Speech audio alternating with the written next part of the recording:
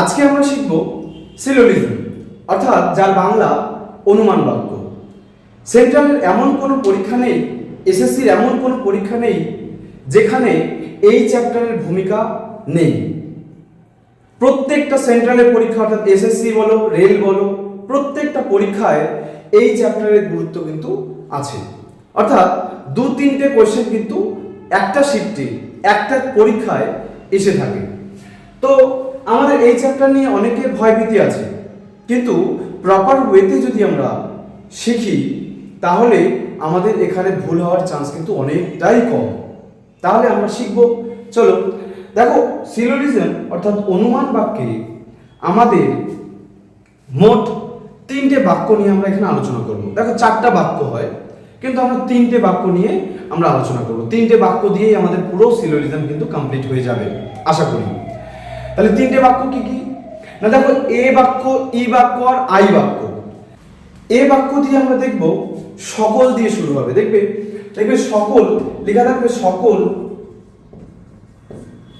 সকল বই হয় খাতা, এরকম।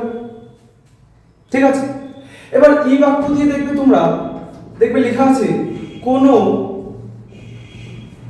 আর নয়। ঠিক আছে, আর আই বাক্য দিয়ে আমরা দেখব কোনো কোনো, মানে কিছু কিছু, মানে কোনো কোনো বলতে আমরা কিছু কিছু বলতে পারি, কিছু কিছু হয়।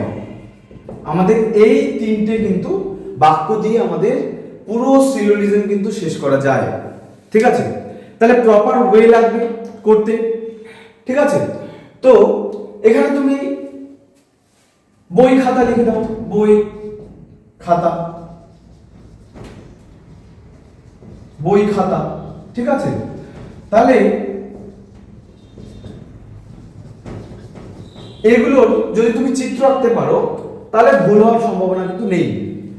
দেখো এই বাক্য দিয়ে আমরা সব সময় দেখব সকল বই হয় খাতা। এই বাক্য দিয়ে কোনো বই নয় খাতা, অর্থাৎ বইয়ের সাথে খাতার কোনো সম্পর্ক নেই। আর আই বাক্য দিয়ে আমরা দেখব কোনো কোনো, কোনো কোনো বলতে কি কিছু কিছু, some pens, some books are notebooks, some books are notebooks, no books is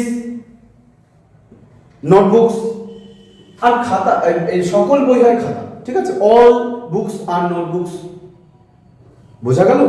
তাহলে আমরা এই বাক্য দিয়েও বুঝতে পারলাম, ই বাক্য দিয়েও বুঝতে পারলাম, আই বাক্য দিয়ে বুঝতে পারলাম। এদেরকে আমরা যদি ভেন ডায়াগ্রামে পরিবর্তন করি, ভেন ডায়াগ্রাম দিয়ে পরিবর্তন করলে দেখো এ বাক্য দিয়ে আমার কোন চিত্রটা হবে? দেখো সকল বই হয় খাতা, তার মানে এই যে ছোট্ট গোলটা যদি বই হয় তাহলে এই বড় গোলটা কি হবে? খাতা। ঠিক আছে, তাহলে এ বাক্য দিয়ে আমার সব সময় এই চিত্রই হবে, এই ভেন ডায়াগ্রাম। মাইন্ড ইট, এ বাক্য দিয়ে যত কিছুই বলবে আমাদের এই চিত্রটাই হবে। ঠিক আছে, আর ই বাক্য দিয়ে আমার কি হবে?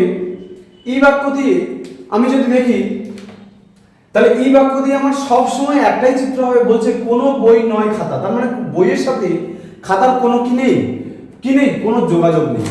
তাহলে বইয়ের সাথে খাতার যোগাযোগ থাকবে না, তার মানে এটা যদি বই হয় আর এটা যদি খাতা হয়, এই বই আর খাতার মধ্যে কোনো যোগাযোগ থাকবে না। অর্থাৎ এখানে বই আর খাতার মধ্যে কোনো সম্পর্ক নেই। বুঝতে পারলাম? এবার আই বাক্য দিয়ে দেখো, আই বাক্য দিয়ে চিত্র কি হবে? কোনো কোনো বই হয় খাতা, তার মানে বইয়ের কিছু অংশ খাতা। তাহলে আমার এটা যদি বই হয়, এটা হবে খাতা। বুঝতে পারলাম? আশা করি বোঝা গেছে। তাহলে দেখো এ দিয়ে সবসময় এই চিত্র, ই দিয়ে সবসময় এই চিত্র, আর আই দিয়ে সবসময় এই চিত্র। তাহলে বইয়ের কিছু অংশ কি হবে? খাতা। বোঝা গেল? আশা রাখছি বোঝা গেছে।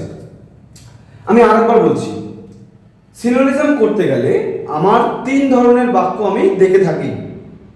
এই চ্যাপ্টারের গুরুত্ব কিন্তু অপরিসীম। ওই জন্য এই চ্যাপ্টার যখন করতে বসবে মাইন্ড ফ্রেশ করে পড়তে বসবে। দেখো সিলোজিজম, এ বাক্য সকল বই হয় খাতা, ই কোনো বই নয় খাতা। তোমাদের এগুলো তোমাদের আলাদা থাকবে। ঠিক আছে, কিন্তু এই সকল কথাটা থাকবে, ঠিক আছে। যেরকম সকল বেঞ্চ হয় নোটবুক, সকল পেন হয় নোটবুক, সকল সকল পেন হয় মার্কার, যা কিছু বলতে পারে। সকল পেন হয় গাড়ি, সকল পেন হয় বাড়ি, যা কিছু বলতে পারবে কিন্তু। তাহলে এই বাক্য দিয়ে আমার এই চিত্র হবে কোনো বই নয় খাতা, অর্থাৎ বইয়ের সাথে কোনো খাতার সম্পর্ক নেই। বইয়ের সাথে সম্পর্ক দেখো আমি ছিন্ন করে দিয়েছি, মিডিলে ক্রস দিয়েছি। আর বলেছে কোনো কোনো বই হয় খাতা, অর্থাৎ বইয়ের কিছু অংশ খাতা। বুঝতে পারলাম? তাহলে তোমাকে এই তিনটে বাক্য দিয়ে আমার তিন ধরনের চিত্রটা কিন্তু তোমাকে মাথায় রাখতে হবে।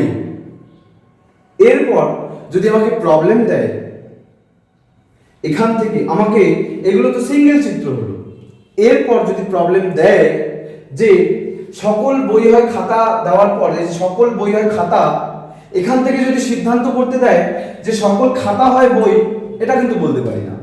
দেখো খাতার কিছু অংশ বই আছে, তার মানে কিছু খাতা হয় বই, এটা বলবো। কিন্তু দেখো বইয়ের সম্পূর্ণ বইটাই খাতার ভেতরে, অর্থাৎ সকল বই হয় খাতা। বুঝতে পারলাম? কিন্তু পরীক্ষণে যদি সিদ্ধান্ত তোমাকে দেয় যে সকল খাতা বই, এটা কিন্তু এখান থেকে, এই চিত্র থেকে কি সিদ্ধান্ত হিসেবে গ্রহণ করা যাবে না।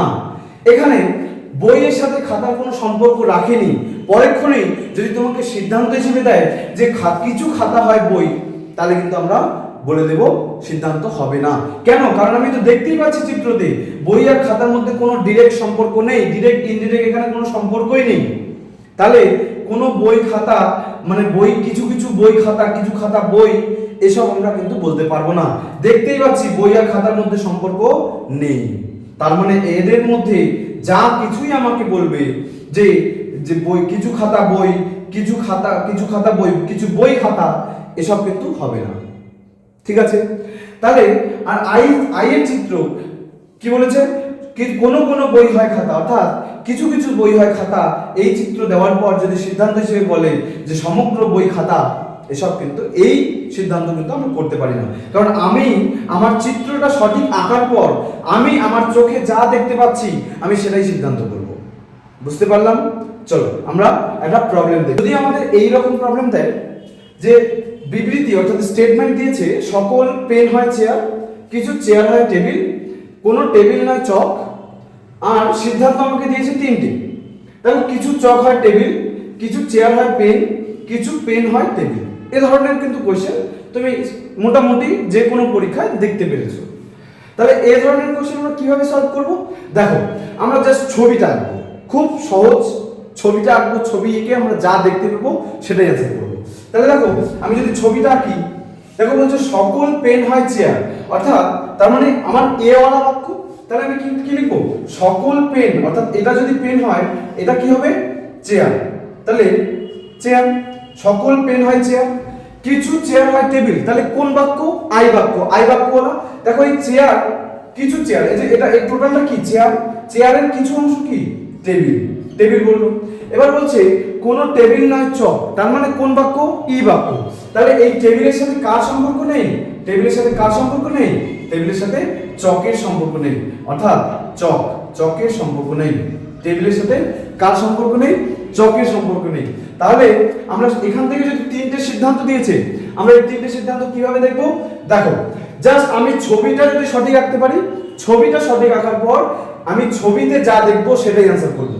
তাহলে আমাকে বলছে কিছু চক হয় টেবিল, তাহলে দেখো এই চকের সাথে টেবিলের আবার সম্পর্ক বলে দিয়েছে। আমি ডিরেক্ট দেখতে পাচ্ছি টেবিলের সাথে চকের কোনো সম্পর্ক নেই, তাহলে কিছু চক হয় টেবিল, তাহলে এটা কি? এটা হবে না আমার, এটা আমার ডিরেক্ট আমি দেখতে পাচ্ছি, এটা হবে না। তারপর দেখো 2 নম্বর, কিছু চেয়ার হলো পেন, তাহলে দেখো কিছু চেয়ার হলো পেন, তাহলে এই যে চেয়ার, চেয়ার বলছে সমস্ত পেন চেয়ার, তাহলে দেখো এটাকে আমরা বলতে পারি চেয়ারের কিছু অংশ পেন অধিগ্রহণ করে আছে, তার মানে বলতে পারি কিছু চেয়ার পেন, তার মানে আমার 2 নম্বরটা হবে।